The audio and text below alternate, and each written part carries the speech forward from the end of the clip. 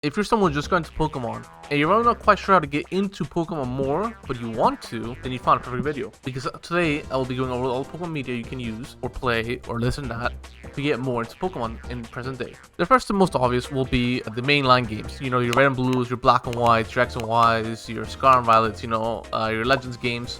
These games are the main style of Pokemon, and really what keeps the whole franchise going, as they're what produces new Pokemon, meaning new sale products, new merchandise, new games, not new games, but new anime, new manga, this and that is what keeps it going. The games keep a pretty simple formula though. You usually go encounter your first Pokemon, you get your starter, then you go face the gym battles, 1 through 8, and then along the way you'll fight the evil team who's trying to take over the region with the legendary box Pokemon of the game, excluding the Legends games. The Legends games are the only exception, as they're recently the only mainline games that don't follow this formula. Now I'm not getting more into these games as they're probably the way most people get introduced to Pokemon, so I'm not gonna, hammer it on, because that's just, I'm not gonna do that.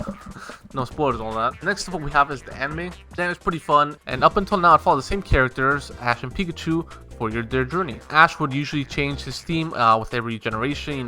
With Kanto, you'd have Charizard, Bulbasaur, Squirtle, Pikachu, I think Pidgeot for a while, Butterfree for a while. But the team mainly consists of the same. And then he would change his team with the regions. So, in Gen 2, he would have Totodile, Chikorita. I think he had Cyndaquil as well. I'm not too sure on that one. The anime is overall a nice way to get acquainted with all the Pokemon, as they appear numerous times. They'll stick in your head longer than if you found a random, I don't know, Oddish in the wild ones and never found it again. Because I like to play with repels on in the older games because counters are really fucking annoying. But in the anime, they'll say the name of the Pokemon. Pokemon themselves will usually say their own name as like their little cries.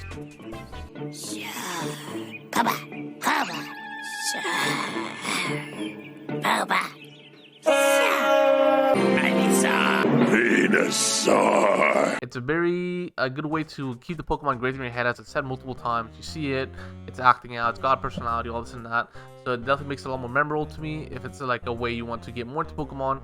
The anime is kind of a good first step. Next step, what we have is the trading card game. The Pokemon trading card game, also known as Pokemon TCG, is something I just don't really recommend at all. No, it's really cool to collect your favorite Pokemon as cards, but the way people have been turning TCG into a business instead of the game is really hurtful to see. People fight over these cards. Scalpers will go into these stores, buy out the whole stock just to upsell them for a profit, and it's usually really bad. Like, they'll go to Target, like, just fight over them, wrestle over them, just to be able to like get like, I don't know, like a $20 upcharge, just so they can make a business out of it instead of getting a job. Like, I mean, it's not okay. So to summarize, if you want to get more Pokemon, I would say stay clear of the IRL TCG. However, there's an online TCG. There's one where it's the exact same but online, and there's also a TCG Pocket, which I'll get into that pretty much in a second. But yeah, so the online TCG is pretty much the same. I haven't played in 10 years, so I don't actually know. But from what I remember, you would use pack codes from actual IRL packs, so you still have to play a bit of the real TCG, but you would use those codes, and then you put them into the game, and they'll give you packs in the game. Now, it might have changed since it's been 10 years, I don't know, but TCG Pocket, however, is a mobile game that released about a year ago. They just had their first anniversary with Mega Charizard. TCGP is what it sounds like. It's a regular game, but it fits all your cards into your pocket. Instead of your deck having 60 cards, it now has 20 cards, which is something you can realistically fit in your pocket, as it would be like about this big. I don't know if I'm making it, I don't know. But if you're a beginner and like you want to get one Pokemon, I would say it's a good introduction, as you'll see the Pokemon name very often. The types will be on the cards. Now the TCG card types are a bit like because they have Psychic and Poison types of the same thing, which is very like I don't know about this one, big dog. I don't know. I don't think do Fairies have their own type on. I don't think TCGP has Psychics. Yeah. Fairies also not a type on TCGP, so like it gives you like the general typing area looking thing, but not really, because Poison and Fairy are no. Fairy is weak to Poison, and somehow they're still the same type in TCGP, so maybe that's not a good suggestion. But not to say that it's not a good thing. If you want to get more into a trading card game like the real one, I would say start with TCGP, see if you like it, because it's based off the same model, right? It's based off the same model. The TCGP has less elements, which makes it less confusing, which makes it easier to stand and play. Because I didn't really understand the TCG game at all. Like, I mean, I understood it somewhat. I played it before, the online version, but I never really got it. Or TCG makes it really TCG Pocket, sorry, makes it really simple to understand. and to grasp the concepts of TCG. And I'm back from a different angle. Next up, we have the Pokemon manga. The Pokemon manga is based entirely off the games, meaning all, or if not most, is from the games, as opposed to the protagonist being Ash. In the Kanto region, the protagonist is Red, like it would be in the games. I haven't read the rest of the regions, but from my understanding, each region has its own protagonist from the actual games. And it also has the counterpart of each character.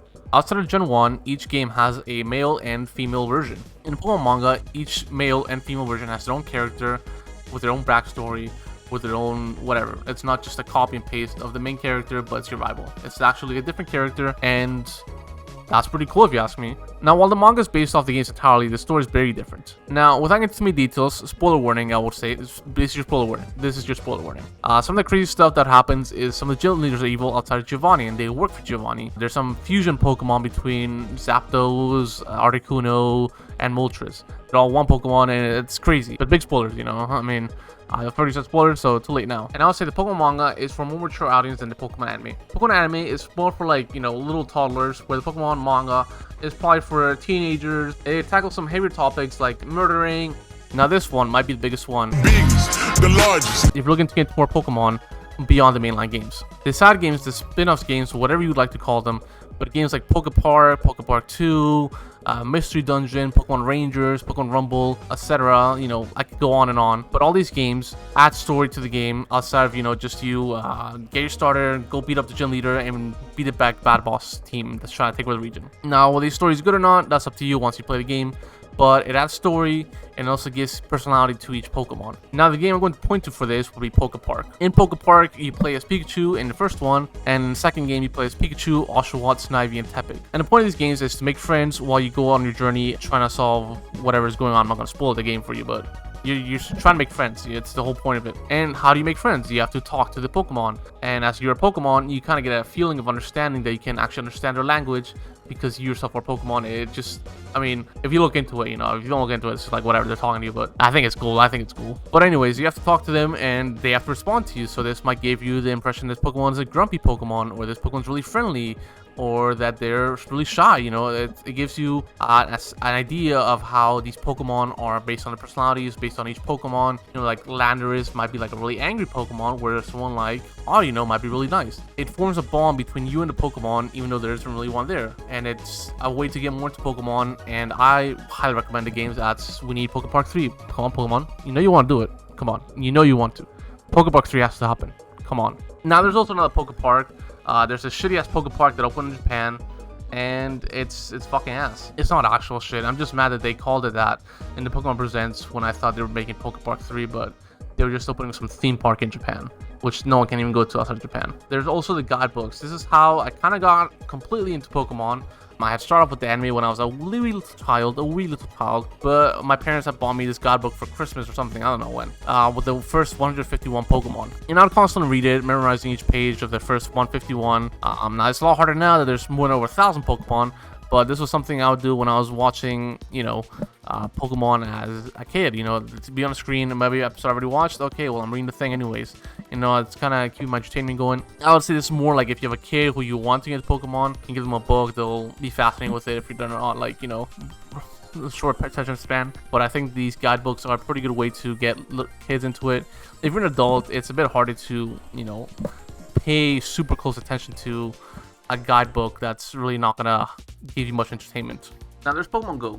Pokemon GO is a good game to walk around. So if you want to lose weight, or if you want to walk around, or if you just like go on walks and don't want to get interested in Pokemon, or want something to on your walk, Pokemon GO is great. Pokemon GO allows you to walk and catch Pokemon while you're walking. You can call it Pokemon Walk, right? That's what it should have been called, Pokemon Walk. But it's called Pokemon GO. But essentially, you walk around and Pokemon spawn around you, and then you have to throw a ball around. Now, there's no real Pokemon battles to catch Pokemon, only when you fight Team Rocket or fight online. Now, those fights are kind of boring to me, to be honest, but, you know, it is what it is. Pokemon GO is more about catching Pokemon while walking, more than battling, so, yeah, it's okay. But you can still get cool Pokemon. Now, it's also really useful if you want to get, like, shiny legendaries or shiny Pokemon and just transfer them to Pokemon Home, as shiny odds are a lot higher in Pokemon GO. And then from there, you can transfer to Pokemon Home, and then from Pokemon Home into whatever game you're trying to transfer to. But overall, Pokemon GO is pretty good if you're trying to lose some weight, or if you're trying to walk, just in general, to be healthy, and want to play Pokemon at the same time. Pokemon GO is great for that. And finally, there's Pokemon fan games. Pokemon fan games are a bit of a weird area as they're not like canon. They're not canon whatsoever. But they can still be a ton of fun. They can be a ton of fun whether, you know, you want a difficult game or an extreme randomizer or whatever it might be. They give you a lot of fun. These fan games have everything. And overall, I would say the fan games are a good way to hold you off into the next game. So now with Legends ZA being out for a few months and people having gone on Christmas, maybe like 2 months from now, people have completed Legends ZA and the DLC. And then until then, what do we do until presumably November this year when we hopefully get the new Pokemon game? What do you do until then? Well, you can play older games or you can play a brand new fan game or a brand new game that's a fan game and it'll hold you over. Now, it's not like, you know, it's not, you know, the real Pokemon games, but it's still fun. It's a good way to keep playing Pokemon while still wanting for the next game. Now, this is more of kind of secondary level. Like, if you're playing fan games, you're probably already quite into Pokemon. But if you're like a casual, but you want to get more into it, this is how I would say get more into fan games. And fan games can be really difficult. So if you want to get more into competitive Pokemon, fan games are a real good way to find out like niche Pokemon with like niche abilities or a niche moveset or anything like that, niche interactions, instead of going with like Reshiram and just fusion flaring the whole team, you know. You can go in with like Gastrodon with Storm Drain or something like that, and it's quite useful to know how these things work if you want to get into competitive Pokemon. Overall, my recommendation would be to watch the Pokemon anime and play some good spin-off games. You have to skew the law just a tiny little bit, But if you're more into reading, you can read Pokemon manga, read some guidebooks as well. But yeah, anime, spin-off games, and manga. Those are my top 3 ways to get more into it. If you liked the video, leave it a like, subscribe, and peace.